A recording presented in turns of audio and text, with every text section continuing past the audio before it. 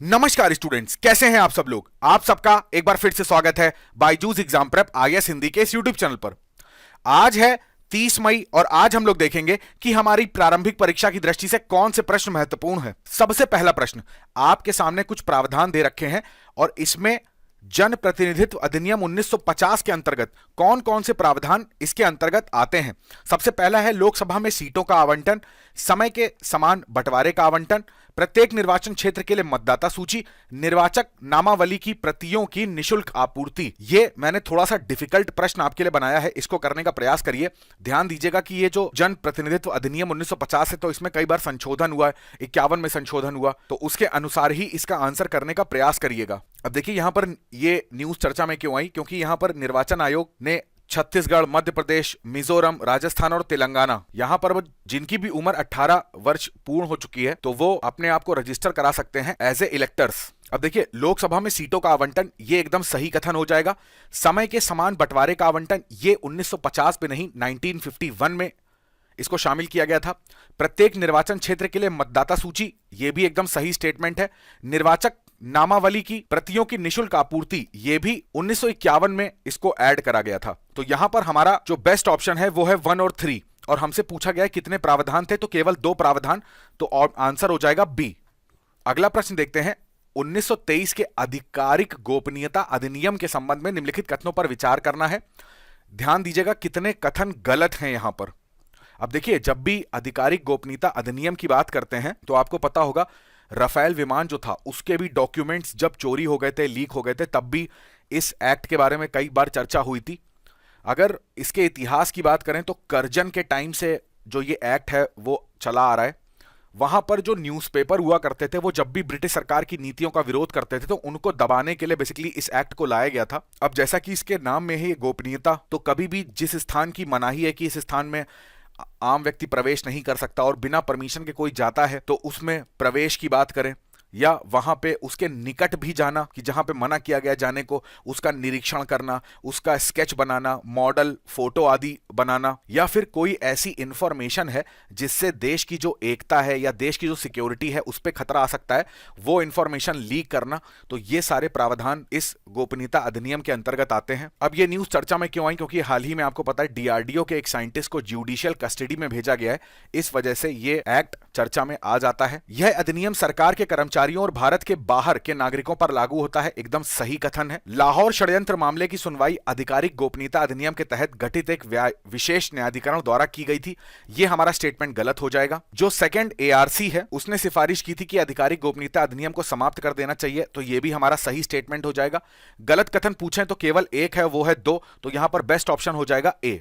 अगला प्रश्न देखते हैं। कुछ आपके सामने कथन है, कथन फर्स्ट और कथन सेकंड। पॉक्सो अधिनियम जो है बाल यौन शोषण पीड़ितों के लिए उपलब्ध कानूनी ढांचे के लिए एक लिंग तटस्थ व्यवस्था निर्धारित करता है।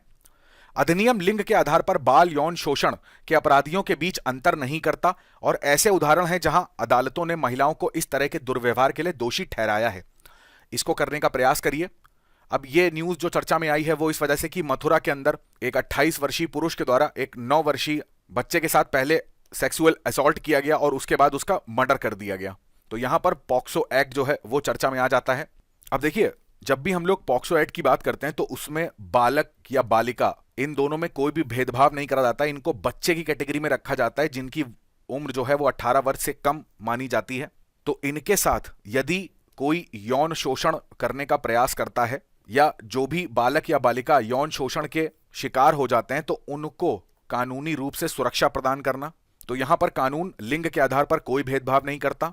यहां तक कि आपको याद होगा एनसीआरबी ने अपनी जो रिपोर्ट निकाली थी जिसमें यौन शोषण के आंकड़े थे उसमें भी ऐसा डिस्क्रिमिनेशन नहीं करा गया था कि कितने बालकों के साथ या कितनी बालिकाओं के साथ यौन शोषण हुआ है, उन्होंने कंबाइंड एक डेटा निकाला था। क्योंकि यहां पर देखिए यह माना जाता है कि केवल यौन शोषण बालिका के साथ नहीं होता, बालकों के साथ भी होता है।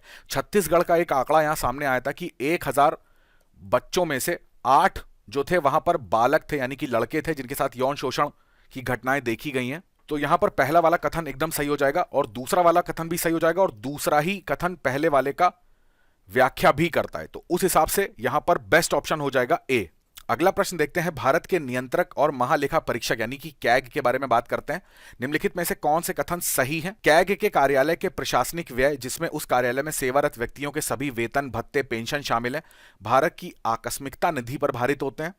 कैग 3 संपरीक्षा प्रतिवेदन सीधे संसद को प्रस्तुत करता है। अब संपरीक्षा प्रतिवेदन का मतलब होता है जो रिपोर्ट्स निकालता है। विनियोग खातों पर संपरीक्षा प्रतिवेदन, वित्त खातों पर और सार्वजनिक उपक्रमों पर इसको करने का प्रयास करिए। अब देखिए यहां पर जो हमारे कैग हैं गिरीश चंद्र मुर्मू, तो वहां पर इनको WHO का एक्सटर्नल ऑडिटर 4 वर्षों के लिए नियुक्त किया गया है। अगर कैग के बारे में बेसिक बताएं तो आर्टिकल 148 से लेकर 151 तक कैग के बारे में प्रावधान है। संसद द्वारा जो भी खर्चे वगैरह होते हैं ना, तो वो एक सीमा से अधिक ना हो जाएं, ठीक है। तो इन सब चीजों का ब्यौरा रखना, ये सब किसका काम होता है? कैग का। अब कैग के कार्यालय के जो भी प्रशासनिक व्यय होते हैं ना, या फिर उसके कार्यालय में जो भी व्यक्ति होते हैं उनके वेतन भत्ते पेंशन जो होती है, वो भारत की संचित निधि पर आधारित होती है। मेरे को कमेंट करके बताइए संचित निधि और आकस्मिकता निधि कौन से आर्टिकल में इसके बारे में चर्चा होती है। तो पहला वाला स्टेटमेंट यहां पर गलत हो जाएगा। और दूसरा, कैग जो भी रिपोर्ट होती है ना, वो प्रेसिडेंट को देते हैं और प्रेसिडेंट संसद के दोनों सदनों पर रखते हैं। ये डायरेक्ट संसद को रिपोर्ट नहीं करते हैं। तो ये वाला स्टेटमेंट भी यहां पर गलत हो जाएगा। हमसे सही कथन की डिमांड करी गई थी, तो यहां पर बेस्ट ऑप्शन हो जाएगा डी। अब 2011 की प्रारंभिक परीक्षा में प्रश्न पूछा गया था, मृदा का लवड़ी भवन मृदा में एकत्रित सिंचित जल के वाष्पीकृत होने से पीछे छूटे नमक और खनिजों से उत्पन्न होता है। सिंचित भूमि पर लवड़ी भवन का क्या प्रभाव पड़ता है? अब देखिए इसका मतलब क्या हुआ, प्रश्न ये कहना चाह रहा है कि मृदा में जो भी जल होता है ना, वो तो अब वाष्पीकरण उसका हो जाता है, तो जल तो वाष्पित हो जाता है, परंतु जल के अंदर जो नमक होते हैं, जो सॉल्ट होता है या जो मिनरल्स होते हैं, वो तो वाष्पीकरण उनका तो होगा नहीं, तो वो मृदा में ही रह जाएंगे। मृदा के बीच में दरारें वगैरह होती हैं, तो उनमें वही लवण वही मिनरल्स क्या होते हैं, फिलअप होने लग जाते हैं। फिर यहाँ पर जल आएगा, फिर जल वाष्पीकृत हो गया और जो नमक और खनिज बच गए वो यहीं पर भरना स्टार्ट हो गए। तो इनके बीच में जो पारगम्यता रहती है वो अब क्या होती, धीरे धीरे खत्म होने लग जाती है। तो अब ये जो मृदा है वो कैसी हो जाती है, अपारगम्य हो जाती है। और यही कॉन्सेप्ट उसमें भी आप देखोगे कि जो चट्टानें होती हैं ना, सेम एज इट इज चट्टानों में यदि पानी का प्रवाह होता है तो पानी तो वाष्पीकृत हो जाता है। अब चट्टानों के में मान लीजिए कोई दरार है, ये कोई चट्टान है, इसमें कई सारी दरारें पड़ी हुई हैं, तो पानी क्या करेगा, दरारों से रिस के चट्टान के अंदर आ जाएगा। और दिन के समय जब सूरज निकलता है ना, तो यहां पर गर्मी की वजह से इस दरार के अंदर का जो जल है वो तो वाष्पीकृत होकर निकल जाता है, परंतु यहां पर जो जल अपने साथ सॉल्ट वगैरह जो मिनरल्स लाता है वो इसी चट्टान के दरार में भरना स्टार्ट हो जाते हैं। और यही कहीं ना कहीं अब चट्टान के अंदर ना ये दबाव बनाना स्टार्ट करते हैं, ये इधर की तरफ धक्का देगा, इधर की तरफ, क्योंकि बहुत सारा यहाँ पे सॉल्ट और मिनरल इकट्ठा हो गया है। तो ये चट्टान को ना ब्रेक करने का भी काम करते हैं। तो मृदा के केस में इसको अपारगम्य बना देते हैं और यहां पर चट्टानों को तोड़ने का प्रयास ये चीज करती है। तो यहां पर हमारा बेस्ट ऑप्शन हो जाएगा बी। आज के तथ्य पर नजर डालते हैं, प्रकाश प्रदूषण। देखिए इंडियन एक्सप्रेस में एक छोटा सा आर्टिकल आया था, तो मैंने सोचा इसके बारे में एक आपको संक्षिप्त परिचय दे दूंगा।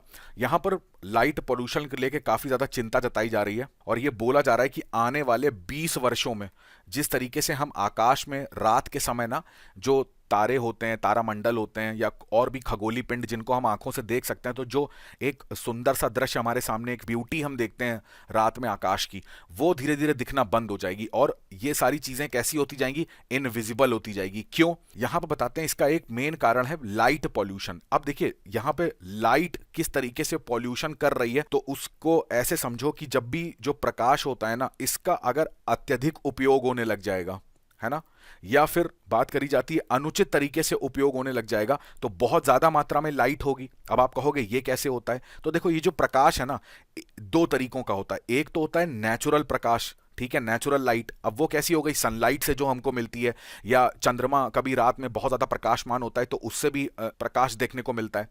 या दूसरी तरीके की होती है लाइट, जिसको हम लोग आर्टिफिशियल लाइट बोलते हैं, और इस लाइट का हम लोग मैक्सिमम उपयोग कब करते हैं, नाइट में, ठीक है, क्योंकि नाइट में सन तो रहता नहीं है, तो हमें अगर कहीं जाना है या घर के अंदर की बात करें तो कोई भी काम होता है तो अंधेरे में नहीं हो सकता, तो हम वहां पर लाइट का यूज करते हैं। बट इसी लाइट का यूज यदि अत्यधिक इसका उपयोग होने लग जाता है तो वो एक प्रदूषण का काम करती है। अब जैसे आपने देखा होगा स्ट्रीट लाइट वगैरह होती हैं, ठीक है, रोड्स पे लाइट वगैरह जल रही होती हैं, या बड़ी बड़ी सी जो एडवर्टीजमेंट होते हैं उनकी होर्डिंग लगी होती है, ठीक है, फ्लड लाइट्स होती हैं, सजावटी लाइट होती हैं, तो ये इतनी ज्यादा मात्रा में हमारे शहरों में लगने लग गई हैं और वो उनका इतना मैक्सिमम यूज भी नहीं होता है, बट रात भर वो जलती हैं, जिसका रिफ्लेक्शन आकाश पे पड़ता है, राइट। तो आकाश हमको क्या लिखता है, ऐसा लगता है कि उतना काला दिखता नहीं है। डार्क स्काई जो कॉन्सेप्ट होता है, वो कॉन्सेप्ट जो है वो धीरे धीरे खत्म होता चला जा रहा है।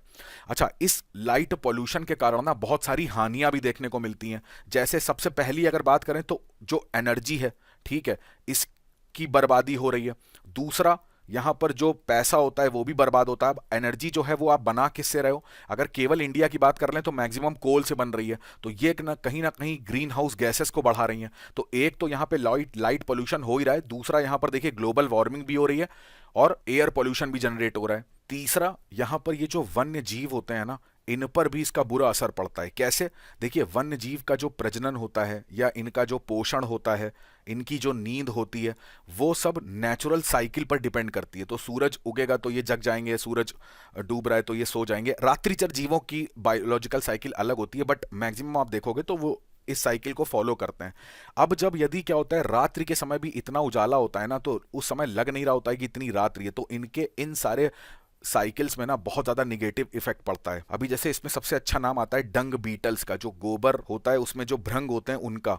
वो क्या करते हैं, रात्रिकालीन का जो प्राकृतिक प्रकाश होता है ना रात्रि में, उससे अपने मार्ग को निर्देशित करते हैं, परंतु वो जो नेचुरल लाइट है रात की, वो इनको मिल नहीं पाती, आर्टिफिशियल लाइट मिलती है। तो इससे क्या होता है, ये इनके नेविगेशन में बहुत ज्यादा प्रॉब्लम करता है। आप इसको जनरलाइज वे में कह सकते हो कि जो इनका पैटर्न होता है ना मूव करने का, उस वो बाधित हो जाता है। दूसरा, मानव स्वास्थ्य पर भी इसका निगेटिव इम्पैक्ट पड़ेगा। कैसे? आपको पता है, जो मेलाटोनिन होता है हमारे शरीर में, ठीक है, इसके उत्पादन को ये प्रभावित कर देता है, जिससे क्या है, नींद संबंधी जो रोग हो सकते हैं ना, वो हमारे शरीर में हो सकते हैं। यहां तक कि रिपोर्ट्स में ये भी बोला गया है कि स्तन कैंसर जैसी चीजें भी यहां पर देखी गई हैं लाइट पोल्यूशन के कारण। ऐसे ही आपने क्लाउन फिश का नाम सुना होगा। तो ऐसा बोला जाता है कि रात में जो कृत्रिम प्रकाश होता है ना, तो उसके कारण क्लाउन फिश के जो अंडे होते हैं वो निकल नहीं पाते, जिससे इनकी जो संतानें होती है ना, इसकी मृत्यु भी देखी गई है। ये कुछ प्रभाव हैं लाइट पोल्यूशन के, इनको जरूर याद रखिएगा। चलिए, आपसे दो प्रश्न पूछता हूं। पहला प्रश्न बहुत ज्यादा चर्चा में रहा है, ओएनडीसी, बताइए ये क्या है। और दूसरा, पॉक्सो एक्ट की बात हो रही है, तो बताइए कारा ये संस्था क्या है और ये क्या काम करती है। दोनों प्रश्नों के उत्तर कमेंट सेक्शन में जरूर रखिएगा। तो आज के डेली क्विज के सत्र में इतना ही रखते हैं। मैं उम्मीद करता हूं आज का सत्र आपको अच्छा लगा होगा। कमेंट करके जरूर बताइएगा आज का सेशन आपको कैसा लगा। आपसे मुलाकात होगी डेली क्विज के अगले सेशन में। तब तक आप अपनी पढ़ाई करेंगे, स्वस्थ रहेंगे और सबसे ज्यादा इंपॉर्टेंट, अपने माता पिता का बहुत सारा ध्यान रखेंगे। आप सभी का बहुत बहुत धन्यवाद। जय हिंद।